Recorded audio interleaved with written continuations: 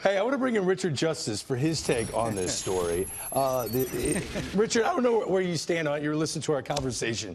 Andrew that was good, yeah. Okay, thank you. Andrew McCutchen going to the San Francisco Giants. Is it good for McCutchen, and is this the move that puts the Giants over the top?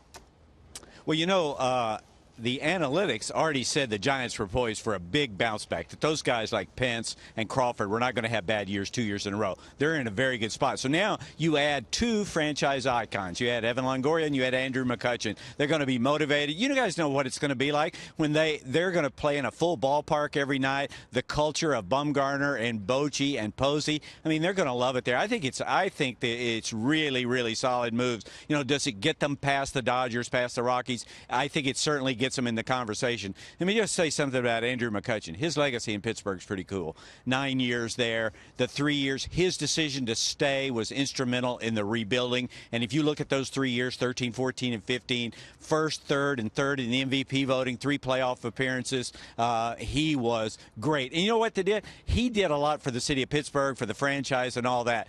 But what the Pirates being good did, it allowed people all over the country to say, hey, this guy is one of the best and most exciting players in baseball. You know, I bet he's feeling 1,000 different emotions today as he rides off into the sunset. But I bet he's also excited about it. One of the coolest days I spent in spring training was the Pirates had a videotape, a highlight of Andrew McCutchen running. It was on MLB Network one afternoon in spring training. And one player was watching, 2 players. And before you know it, there's like the whole team is there cheering for Andrew McCutchen. I'll never forget Neil Walker said, you know, it's a reminder of how lucky you are when you get to play with a player that good. Yeah, quite the legacy. Sean Casey's actually going to take a look back at the legacy of McCutchen in Pittsburgh coming up a little later in the show. As for the first move, it's like the move before the move. You know, Jersey Shore had the shirt before the shirt. I don't know, Richard, you probably watch that show.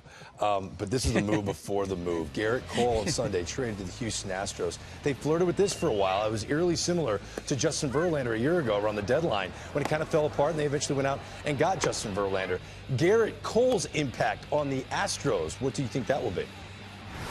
I think first you look at it and say, okay, this is the best rotation in baseball right now. When you have Keuchel and McCullers, when they're healthy, and Verlander and Cole, it's good. And he will benefit from Brett Strom, the pitching coach here. I mean, his best pitch is his slider. He's got a 97-mile-an-hour fastball. They'll probably, you know, he'll work with Brian McCann, who John Smoltz knows pretty well in terms of what pitches he throws and what situation. It's a good culture for him to be in. But I'll say this, the Astros were not as confident about the depth and quality of their rotation as maybe people on the outside. Remember, Keuchel and McCullers spent time on the disabled list the last 2 years. So while it is a luxury, they felt like if we're going to contend again, you know, we need a message to the players, but B, we also need some insurance for the depth of our rotation in real terms. And once again, Richard, they didn't part ways with like the creme de la creme of their farm system, which is a really big victory for Jeff Luhnow in that front office.